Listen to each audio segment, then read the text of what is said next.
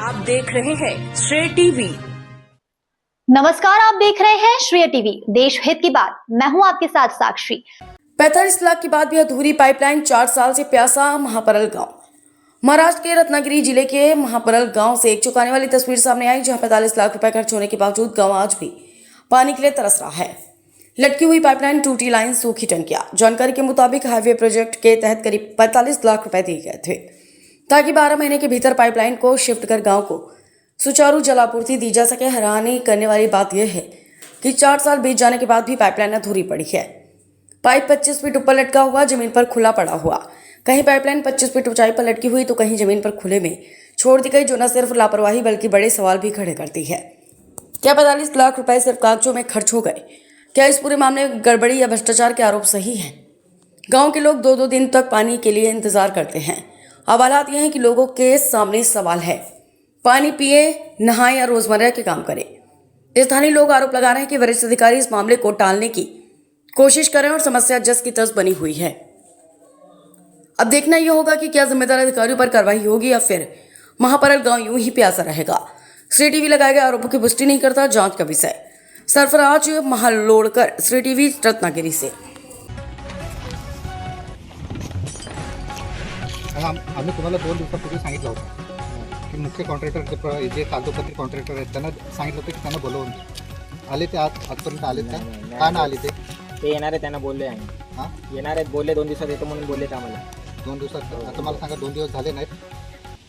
किती दिवसापासून प्रकरण चालू आहे आपला? जवळजवळ 8-10 दिवस चालू आहे ना, 10-12 दिवस झाले. हां मग त्यांना 2 दिवस अजून पण 10-12 दिवस चालू असताना सुद्धा पण अजून 2 दिवस हवेत त्यांना. त्यांना आम्ही बोललोय ते येणार आहेत, बोलले मला येतो म्हणून. केव्हा आपण 2 दिवस झाले नाही, 10-12 दिवस झाले प्रकरण चालू आहे आपल्या पाण्याचं. अजून पण ते 2 दिवस मागत असतील तर हे म्हणजे इथल्या स्थानिकांचं त्यांनी पाणी जोडलेलं असं समजायला लागेल आम्हाला. हां एक तर पाणी वेळेत येत नाही, 2 दिवसांनी पाणी येतो आणि परत मेन कॉन्ट्रॅक्टर सांगतो आम्ही 2 दिवसांमध्ये आमचा पाणी जोडला का नाही त्या माणसाने. हां त्याला जबाबदार कोण? आम्ही जनता, असंच समजावं लागेल ना. आणि शासनाने एवढं जनतेसाठी पैसा खर्च केला आहे पाण्यासाठी. हां आता पण ते आमच्या गावातले मकरंद पाणी इथं घेऊन गेलं ना. हां याच परिस्थिती आमच्या इथे आहे. एवढे 3.25 कोटी रुपये देऊन सुद्धा पण आज पाण्यापासून आम्ही वंचितच. हां आणि तरी पण कॉन्ट्रॅक्टर अजून 2 दिवस मागतोय. काय समजायचं आम्ही? काय पाण्याचा प्रश्न आहे ना साहेब, आमचं एकच रिक्वेस्ट आहे तुमच्याकडे, जे काय पाण्याचा प्रश्न आहे तो आम्हाला तातडीने सोडून द्यावा. त्यांच्यापर्यंत पाणी सर्व रिसरपणे पाणी पोहोचायला आमचा दुसरा कायच भांडण आहे. आमचं भांडण काहीच नाही, माणसं पाण्याच्यासाठी भांडतोय पर डे काय नाही. 51 लिटर 55 लिटर पर डे. त्याला जाऊया आपण सगळे गावामध्ये जाऊया, लोकांना प्रश्न विचारूया, तुम्हाला पाणी दररोज 55 लिटर प्रत्येक घरात मिळतो काय? चला जाऊया, विचारलं पाहिजे लोकांना, बरोबर ना. म्हणजे तुम्हाला खरी परिस्थिती काय ती समजेल की आम्हाला दररोज पाणी मिळतो का, 2 दिवसांनी मिळतो का, 3 दिवसांनी पाणी मिळतो आणि किती पाणी मिळतो. आम्हाला दिलेला पाण्याचा शेड्यूल काय आणि आता पाणी किती मिनटं येतो हे पण समजलं पाहिजे. जोपर्यंत तुम्ही अधिकारी लोक बघत नाही त्याच्यामुळे तुम्हाला सत्य परिस्थिती समजणार नाही ते काय आहे ती पाण्याची. चला जाऊया, सर्वे करू, विचारूया लोकांना मग तुम्हाला पाणी मिळतो काय दररोज.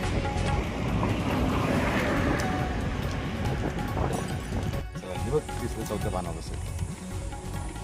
मला एक गोष्ट सांगा, व्हिडिओ चालू केलेस? हा जे पाण्याचे कॉन्ट्रॅक्टर मकरंद यांचं नाव आहे.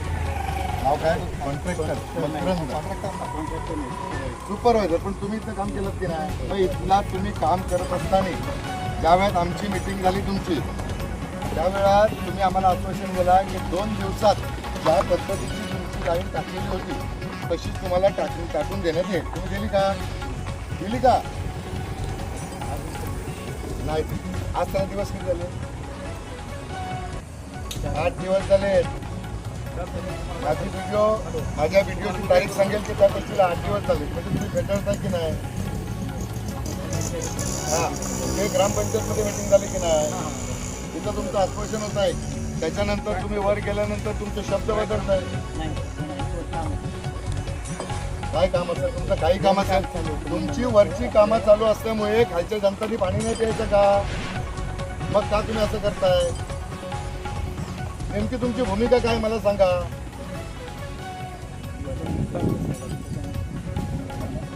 मला तुम्ही सविस्तर सांगायचं की तुमच्या कॉन्ट्रॅक्ट बेसमध्ये हे काम जमिनीच्या 3 फूट गाडून पाईपलाईन द्यायचं होतं. तुम्ही ताणलात का?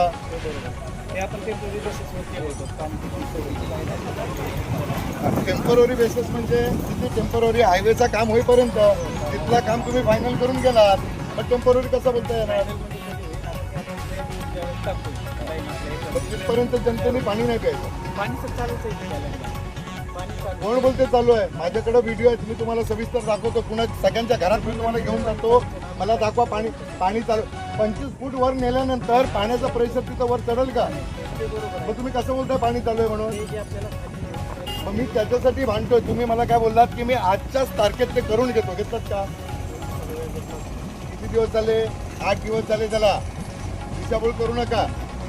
आणि मी तुम्हाला सांगतोय स्वतःचा निर्णय घ्यायला लावू नका, नाही तर मी जनतेला रोडवर बसवणार आहे. मी तहसीलदार साहेबांकडून परमिशन घेऊन रस्ता रोको करणार, कारण पाण्यापेक्षा मोठा काही नाही. आलं का लक्षात? मला याचे उत्तर तुम्ही सविस्तर द्यायचे. ही तुमची जी लाईन टाकतायत त्याच्यासाठी जे थांबलं त्याचं रिझन काय? याचे वर लोंबकळत ठेवले लाईन काम अजून चालू होतं ना रोडवाल्यांचं. त्या रोडच्या कामात काय विषय झाला, आपण ओपन का केली, आता आपण खाली पाणी टाकली बरोबर.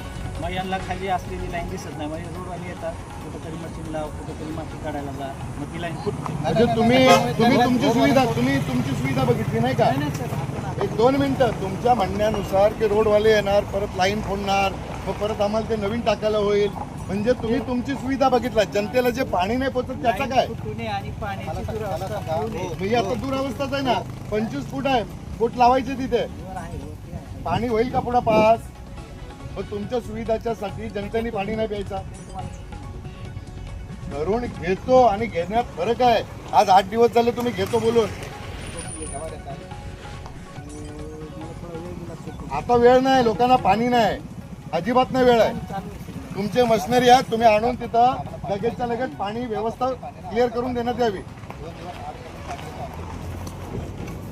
मला सांगा, आता हायवे तुमच्या अंडरमध्ये आला, पाणी पाईपलाईन टाकण्या हवेच्या अंडरमध्ये. मला सांगा, तुझं हवेचं काम चालू आहे त्या इंजिनियरकडून किंवा जे कोण आहेत त्याच्याकडून लाईन आउट घ्यायची तुमची रुंदीची आणि काम करून द्यायला पाहिजे होतं. आता काय विषय तुम्हाला 12 महिन्याची अवधी होती. 1 मिनिट, विषय महत्वाचा घ्या. 12 महिन्याची अवधी होती तुम्हाला पाईपलाईनची. आज 4 वर्ष झालेत. 12 महिने कुठे आणि 4 वर्ष कुठं? टेम्पररी कशाला म्हणतात? मग 12 महिन्यात तुम्हाला एक क्लिअरेशन द्यायचा होता पाईपाचा. आज 4 वर्ष झालेत, अजून टेम्पररी किती वर्ष तुमचे? आजच्या तारखेत मला क्लिअर हवा आहे. नाही तर मला तुमचा जबाब द्या, मी तुमच्यावर फौजदारी करतो. कारण जनता पाण्यापासून वंचित आहे आणि ते सण होणार नाही. आतापर्यंत आम्ही सण केलाय. येतो ना, अजून एकदा ऐका. तुमच्या मशिनरी आहेत तिथे, आलं का लक्षात? एक 6-7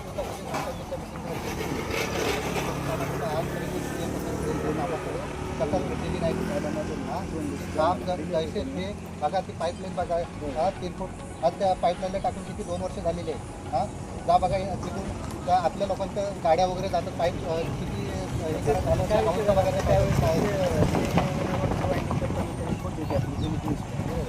त्याच्यामुळे आपण काय केलं होतं, ती बंद करून लाईन नवीन लाईन नाही तेच बोलतोय. या पाईपलाईनचा पाठपुरावा मी करत होतो. करतोय, आज करतोय, उद्या करतोय, आज करतोय. आज 2 वर्ष झाली. त्याच्यानंतर ते राजपुरे साहेब ते बदली होऊन गेले. पूर्वी ज्या पद्धतीची लाईन आमची होती त्या पद्धतीची लाईन आम्हाला टाकण्यात यावी. तुमच्या मनोमनी चालणार नाही. तुमच्या सोयीनुसार करू नका. जी पूर्वी लाईन होती त्याच पद्धतीने आम्हाला टाकून देण्यात यावी. बाकी आमचा भांड काही नाही.